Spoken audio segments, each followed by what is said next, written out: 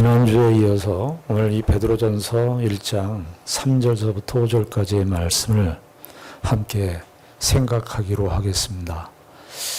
서신서의 말씀들은 그 단어 하나하나 또 문장 하나하나가 매우 풍부하고 깊은 의미를 담고 있기 때문에 그냥 이렇게 한번 읽고 지나갈 그런 말씀들이 아니고 두고두고 모든 말씀들이 그렇습니다만은 두고두고 묵상해야 되는 그 깊이를 우리가 1000번, 10,000번을 읽어도 그 깊이를 헤아릴 수 없는 그 하나님의 놀라운 은혜를 담고 있기 때문입니다. 하나님께서 지금 베드로 사도를 통해서 신자들에게 일어난 일이 무엇인가, 우리에게 어떤 일들이 일어났는가, 그 일이 얼마나 놀라운 것인가 하는 것을 베드로 사도께서 말씀해 주고 있는데, 우리가 지난주에 확인했었던 내용이 뭐냐면 3절 말씀이었습니다. 3절에 보니까 우리 주 예수 그리스도의 아버지 하나님을 찬송하려다 그의 많으신 긍휼대로 예수 그리스도를 죽은 자 가운데서 부활하게 하심으로 말미암아 우리를 거듭나게 하셨다. 우리를 거듭나게 하셨다. 이 말씀을 우리가 생각했어요. 그래서 거듭나게 하셔서 우리에게 무슨 일들이 벌어졌는가? 산 소망이 있게 하셨다. 살아있는 소망이 있게 하셨다. 참 놀라운 일이 벌어진 거죠.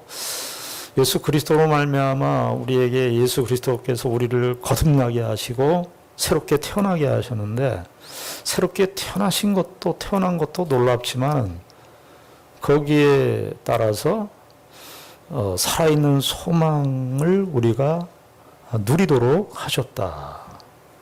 여러분들이 살아있는 소망은 지난주에도 말씀드렸듯이 죽은 소망을 전제로 한다고 말씀드렸습니다.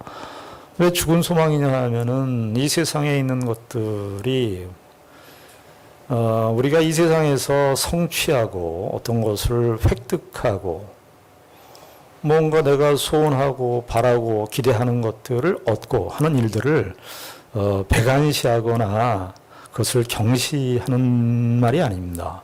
우리가 이 세상에 살면서 자기의 삶의 주변의 환경적인 개선을 위해서 노력하고 더 나은 삶을 살기 위한 그런 노력들을 무가치하게 얘기하는 것이 아닙니다.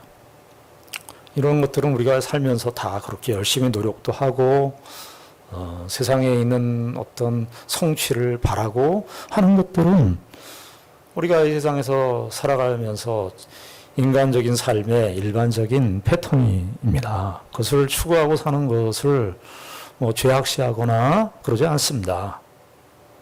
그러나 우리가 기억해야 될 것은 그렇게 우리가 삶을 살지만 근데 그것이 다가 아니라는 사실이에요.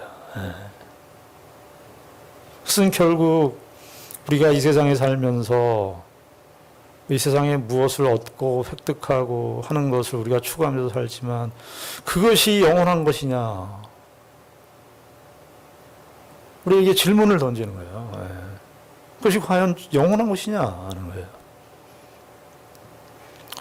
근데 베드로 사도께서는 지금 이 이야기를 하면서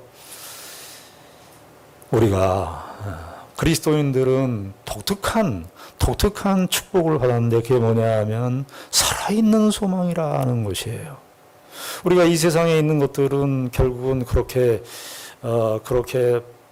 죽은 소망 이렇게 표현이 그렇습니다만은 말이 소망이라는 말은 희망적인 말인데 죽었다 이게 역설적이긴 한데요.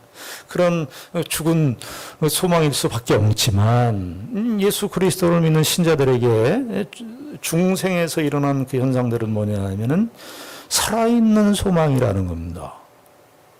이 생명으로 살아있는 소망이라는 것은 이것이 이상하게도 시일이 지나고 시간이 지나고 우리가 사는 이 세상은 이게 점점 쇠퇴해지고 그렇게 될 수밖에 없는 것인데, 이 예수 믿고 하나님 나라의 백성으로 거듭난 사람들은 이 살아있는 생명의 역사가 점점 더 분명해지고 더 확실해지는 거예요. 그래서 어떤 면에서 이 예수 그리스도를 믿고 중생했을 때 신자들에게 일어나는 그 현상이 뭐냐 하면은 시간이 지날수록 우리의 몸은 쇠해지고 우리의 몸은 점점 더 연약해지지 않습니까? 우리의 육신적인 물리적인 몸들은 그래요. 물리적인 세계는 그런 경로를 거칠 수밖에 없습니다. 그러나 예수 그리스도 안에 있는 이 생명의 역사는, 거듭나게 하신 이 중생의 역사는 우리로 하여금 이 세상의 생명의 영역이 아니라 점점 더 새로워지는, 점점 더 분명해지는, 점점 더 그 소망에 가까워지는 그 생명의 소망을 우리가 누리게 되었다는 사실입니다. 그래서 신자들은 사실은 이렇게 나이를 먹어갈수록, 세월이 지나갈수록 어떤 사람들로 되어야 되느냐 하면은 바로 이 새로운 생명의 세계가 점점 더 분명해져야 되는 거예요. 예수 그리스도 안에서 우리에게 주어진 이 생명의 은혜가 얼마나 더 크고 놀라운 것인가 하는 것을 점점 더 확인하고 누리고 그 은혜를 바라보고 사는 것이 신자의 축복입니다. 이 세상에서는 기대할 수 없고 이 세상에서는 줄 수 없는 것입니다. 바로 베드로 사도는 이 이야기를 하고 있는 거예요. 자, 그러면서 산 소망이 있게 하시며, 그러면서 그 궁극적인 미래에 그 산 소망으로 우리가 사는데, 그럼 궁극적으로 우리에게 미래에 주어질 축복이 뭐냐? 그것을 이제 4절에서 이야기를 하고 있습니다. 4절에 보면은 썩지 않고 더럽지 않고 쇠하지 아니하는 유업을 입게 하셨다. 살아있는 동안에는, 우리가 육신적으로 살아있는 동안에는, 예수 믿는 사람들이 살아있는 동안에는 이 생명을, 소망의 형태를 가져요. 아, 우리가 이 생명을 누리고 예수 그리스도 안에 있는 이 생명의 신비를 누리고 살아가는데, 결국에는 우리에게 어떤 것이 주어질 것이느냐? 썩지 않고 더럽지 않고 쇠하지 아니하는 기업을 잊게 하신다.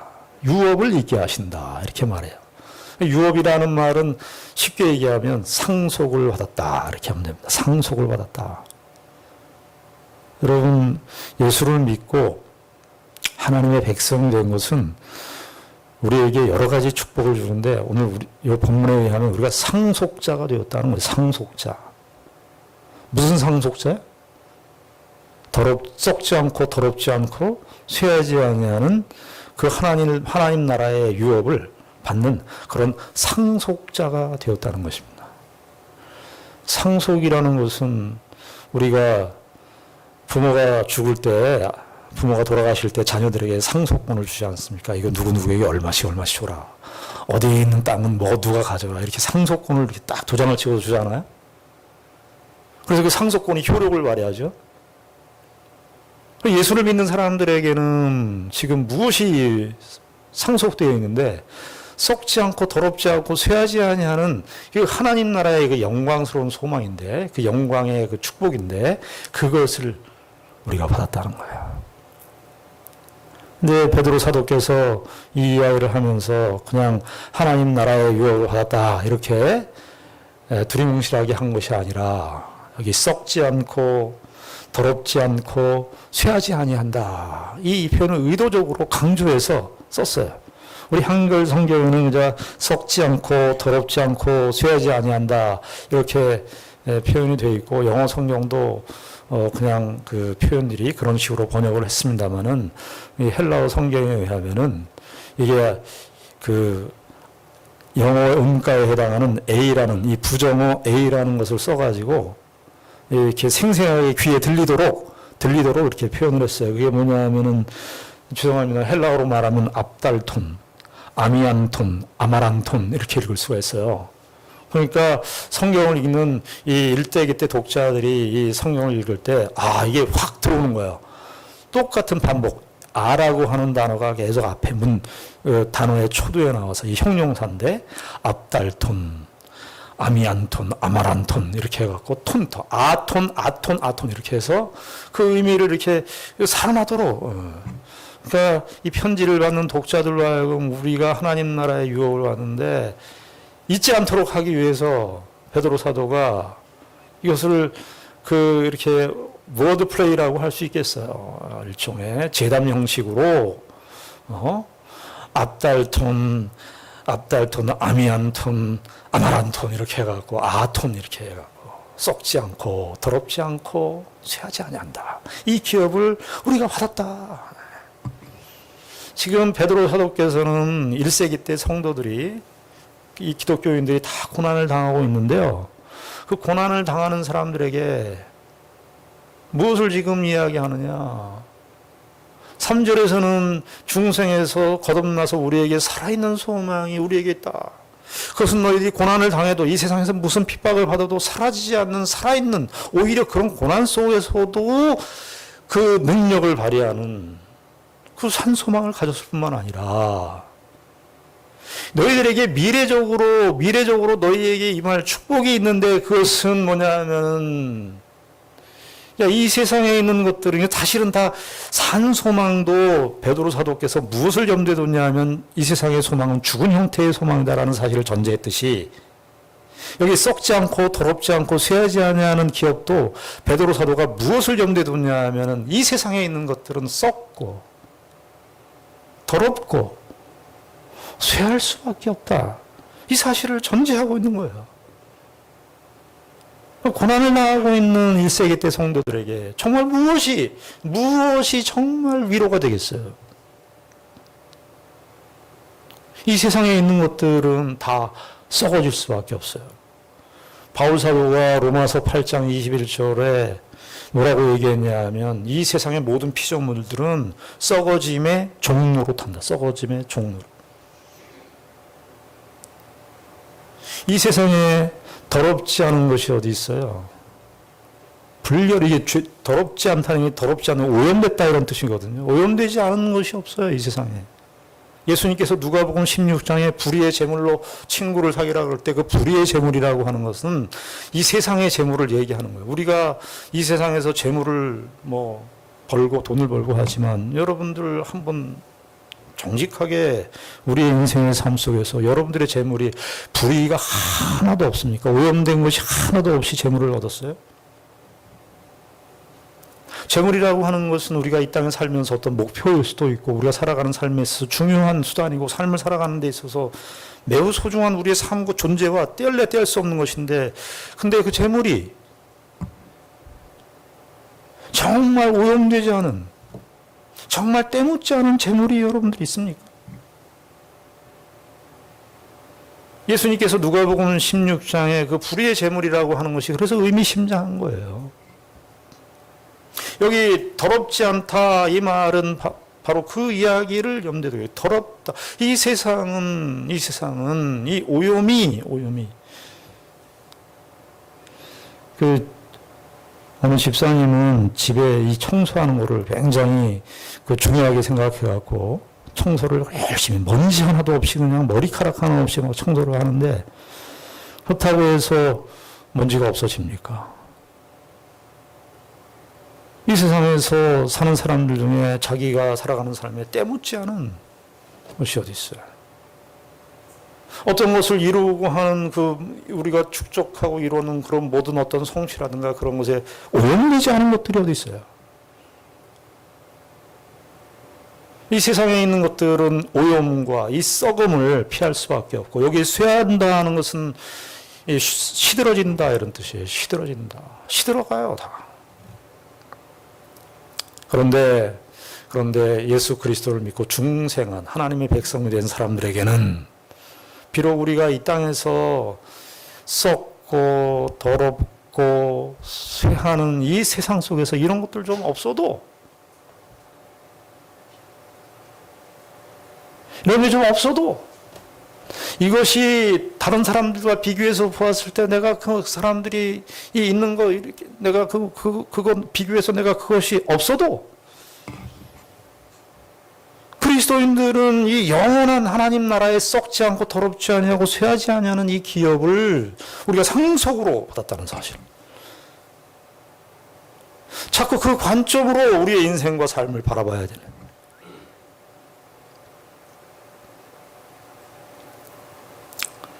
그러면서 4절에 뭐라고 얘기합니까? 이 유업을 우리에게 주셨는데 곧 너희를 위하여 하늘에 간직하신 것이라.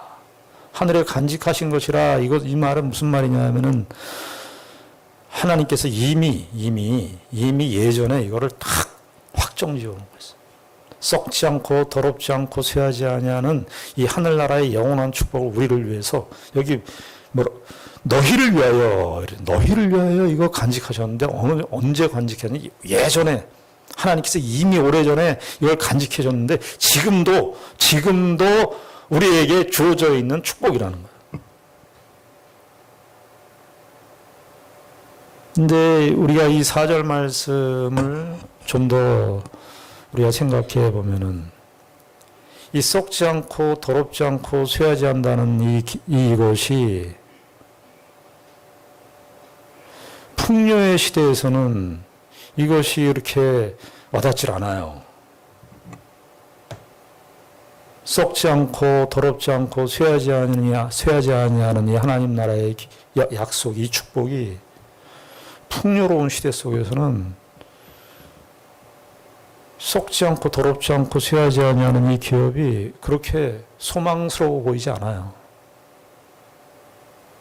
왜냐하면 우리가 풍요로워요.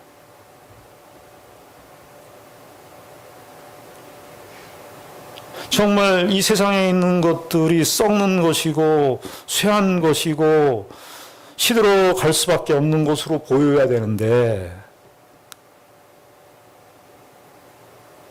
풍요의 세대 속에서는 이 세상에 있는 것들이 썩지 않을 것 같이 보이고 더럽지 않은 것처럼 보이고 쇠하지 않는 것처럼 우리에게 보여서 상대적으로 썩지 않고 더럽지 않고 쇠하지 않은 이 하나님 나라의 기업이 그렇게 소중하게 정말 절대적으로 우리에게 다가오지 않습니다. 그게 그렇게 보여야 되는데 이 세상에 있는 것들이 다만 다 지나가는 것이고 이 세상에 있는 것들이 다만 썩는 것에 불과하다는 사실이 보여야 되는데 풍요의 시대 속에서는 이게 그렇게 안 보여요.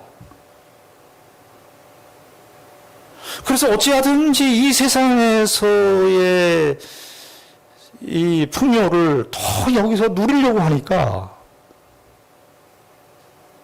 썩지 않고 더럽지 않고 쇠하지 않은 하나님 나라의 영원한 기업이 보이지 않아요.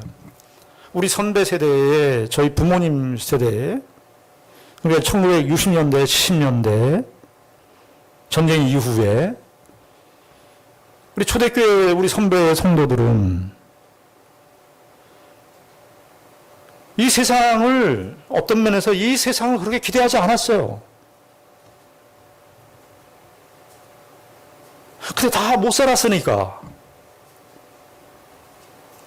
이 세상에서 어떤 이 세상에서 무슨 축복을 누리고 이 세상에서의 어떤 번영을 누리고 하는 이것에 대해서 그렇게 관심을 갖지 않았어요.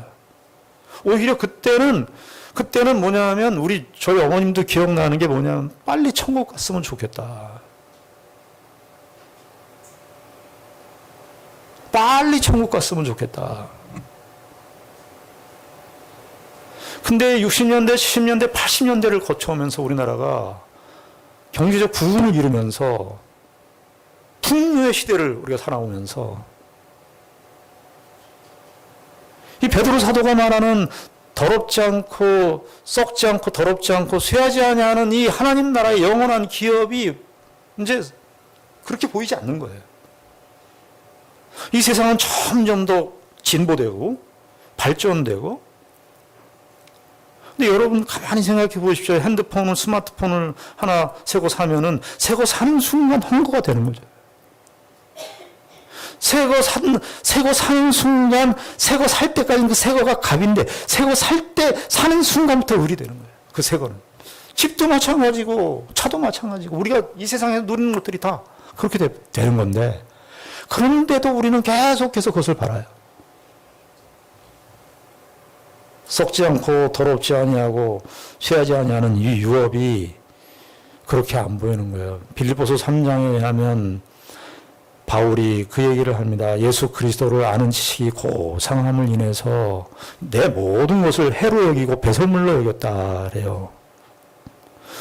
예수 그리스도를 아는 지식이 고상하지 않으니까 그것들이 배설물처럼 안 보이는 거예요.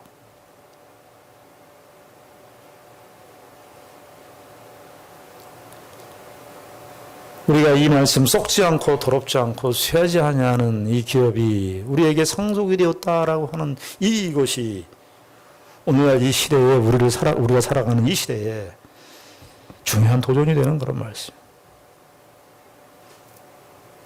5절 말씀에 보면은 중생한 자의 축복이 또 뭐냐? 너희는 말세에 나타내기로 예비하신 구원을 얻기 위하여 믿음으로 말미암아 하나님의 능력으로 보호하심을 받았다. 자, 이 3절과 4절에서는 우리에게 살아있는 소망을 줬고, 그 다음에 4절에서는 썩지 않고 더럽지 아니하고 쇠하지 아니하는 그 하나님 나라의 영원한 하늘나라의 기업을 우리에게 상속으로 주셨다. 근데 결국 남아있는 건 뭐냐면 우리를 어떻게 할 거냐 이거죠. 5절에 보니까 너희는 말세에 나타내기로 예비하신 구원을 얻기 위하여 믿음으로 말미암아 하나님의 능력으로 보호하심을 받았다. 하나님의 능력으로 우리를 보호해 주신다는 거예요. 여기 하나님의 능력으로라는 말을 썼는데요. 이 하나님의 능력이 수단이 돼서 이런 뜻이에요. 그러니까 여기 5절에 이 하나님의 능력이라고 되어 있지만 이 하나님의 능력이라고 하는 것이 어디에서도 다 나타나느냐 하면은 우리가 3절 다시 보시면 우리 주 예수 그리스도의 아버지 하나님을 찬송하려다 그의 많으신 긍휼대로 예수 그리스도를 죽은 자 가운데서 부활하게 하심으로 말미암아 우리를 거듭나게 하사 산 소망이 있게 하시며 여기에서부터 하나님의 능력으로 이렇게 해야 돼요. 왜냐하면 예수 그리스도를 죽은 자 가운데서 부활하게 하시는 그 능력도 그것도 하나님의 능력이 작용된 거예요. 하나님의 능력이. 그래서 그 로마서에서 바울 사도가 로마서 1장 16절에 보면 내가 복음을 부끄러워하지 아니하노니 이 복음은 모든 믿는 자에게 구원을 주시는 하나님의 능력이 됨이라. 하나님의 능력이 돼요. 여러분 예수 그리스도를 죽은 자 가운데서 살리신 그리고 예수 그리스도께서 죽으시고 부활하신 이 사실이 하나님의 능력입니다만 특별히 하나님의 능력이 십자가를 통해서 나타났다는 사실에 이 능력의 오묘함이 있어요. 바울 사도는 고린도전서 1장 24절에 그리스도는 하나님의 능력이 하나님의 지혜니라 그럴 때 그때 그 전에 있는 내용이면 십자가를 얘기하는 십자가가 하나님의 능력이 된다. 여러분 십자가가 하나님의 능력이 된다. 죽으심이 예수 그리스도께서 십자가에서 죽으신 건 아주 처절한 것인데 그것이 능력이 된대요. 여러분 능력은 어떻게 생각하십니까? 여러분 우리가 능력이라고 하는 것은 힘이라고 하는 것은 뭐냐 하면 남들에게 과시하고 내 힘을 이렇게 과시하고 드러내는 것이 능력이라고 생각하시지 않습니까?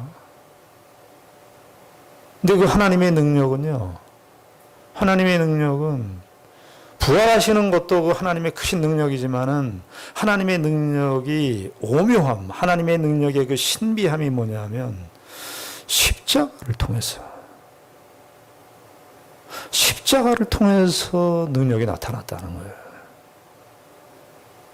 우리는 능력이라고 하면 무언가를 드러내고 과시하고 힘없는 자들에게 군림하고 하는 것이 능력의 쓰임새라고 생각하는데, 능력의 용례라고 생각하는데, 성경은 신약에 보면 예수 그리스도의 십자가, 복음에 나타난 예수 그리스도의 십자가가 능력이라 그렇게 얘기해요. 여러분들 우리 개인의 삶 속에서는 이것이 어떻게 적용이 될 수 있겠습니까? 여러분들 이 세상에 살면서 자존심 상하고 자존심 다치는 그런 일들이 있으시죠? 우리 그럴 때 내 자존심 때문에 그냥 확 말하고 싶고 싸우고 싶고 대들고 싶은데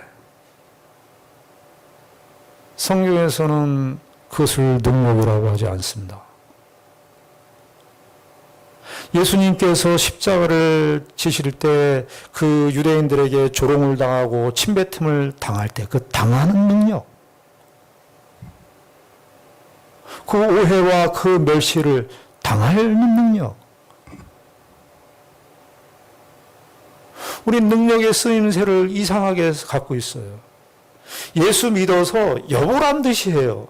여보라, 내가 예수 믿어서 이렇게 축복을 받고 이렇게 얼마나 내가 능력 있는 사람이 되었는지, 내 삶의 형편이 얼마나 좋아졌는지 그 능력을 자꾸, 신앙도 그렇게 능력을 그렇게 도입을 해요. 성경에서 말하는 신자의 능력을 이야기할 때 신자의 능력이라고 하는 것은 이 세상의 가치 질서와 그 원리와 그 경향에 주는 것으로 능력이 나타나는 거예요. 여러분, 절제, 성령의 역사 가운데 갈라디아서 5장에 보면 절제라고 하는 것이 있어요. 성령의 열매, 성령의 능력의 열매인데 그 절제, 여러분 절제하는 것은 참는 거 아니에요? 안 하는 거예요. 여러분들이 죄를 짓는 게 능력입니까? 죄를 안 짓는 게 능력입니까? 안 짓는 게 능력이에요. 예수 그리스도께서 이 능력이라는 말, 하나님의 능력, 이 예수 그리스도의 죽으심과 부활에 나타나는 이 하나님의 능력, 특별히 죽으심의 이 능력, 십자가에 거기에서 나타나는 이 능력, 신자들이 이 능력이 있어야 되는 거예요. 바울 사도께서 빌립보서 4장에 보면 이 말씀을 하십니다. 내게 능력 주시는 자 안에서 내가 모든 것을 할 수 있다. 그렇게 얘기를 해요. 내게 능력 주시는 자 안에서 내가 모든 것을 할 수 있다. 그때 그 문맥이 뭐냐면 바울이 빌립보 감옥에 갇혀 있어요. 로마의 감옥에 갇혀 있습니다. 로마의 감옥에 갇혀 있으면서 비천에 처할 줄도 알고 풍부에 처할 줄도 알면서 그렇지 감옥에 있는데 감옥에서 그 모든 일들을 다 겪는 능력이라는 겪는 능력.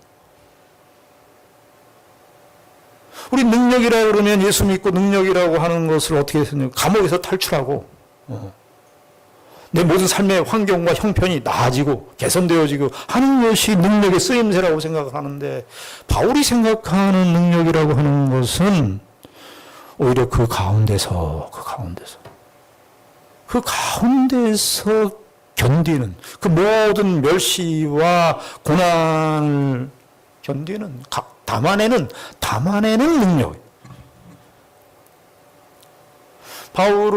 사도 바울은 이 능력을 또 이렇게도 썼습니다. 고린도후서 12장에 보면은 바울이 자기가 육체에 가시가 있다고 그래요. 네? 바울이 그 선교 사역을 하고 전도 사역을 엄청나게 많이 했습니다. 1차, 2차, 3차 선교 여행 하면서 그 이스라엘서부터 그 소아시아, 유럽 뭐 여러 번 선교 사역을 하는데 바울에게 육체에 가시가 있다 그래요. 학자들이 그 가시라고 되어 있는데 안질인지 간질인지 둘 중에 하나라는 거야. 눈병이 있었다고 말하는 사람도 있고 간질이 있었다는 사람도 있어요. 그러니까 치명적이에요. 근데 이제 이 어근을 따지고 들어가면은 간질에 가깝다 그래요. 간질에. 바울 사도가 복음을 전하는데 이것이 늘 따라붙은 거예요. 만약에 복음을 전하는데 사람들 많이 보는 데서 간질이 일어나는 거예요. 여러분, 그 바울이 얼마나 그것이 자기의 육체의 가시가 되었으면 하나님께 간절히 거기 고린도서 12장에 보면 3번 간구했다는데 3번이라는 것이 아니에요. 말이 그냥 3번이, 3번은 완전수거든요. 늘 간구했다는 거예요, 이거를. 그런데 하나님께서 응답을 해주셨습니다. 응답을 안 한 게 아니에요. 하나님께서 우리 기도하면 다 들어주세요. 기도하면 다 들어주시는데, 응답은 해주시는데, 우리가 원하지 않는 방식대로, 우리가 원하는 방식대로 들어주지 않아서 우리는 응답을 못 받았다고 생각하죠. 하나님 응답 다 하세요. 우리가 기대하는 방식으로 하나님께서 대답을 해주시지 않으니까 우리는 응답 못 받았다고 생각하는데, 그렇지 않습니다. 하나님 다 응답하세요. 근데 그때 하나님께서 바울에게 응답을 해주셨는데 뭐라고 그러죠? 내 능력이 약한 데서 온전하여짐이라. 나로 하여금 그리스도의 능력이 내게 머물게 하려 함이라.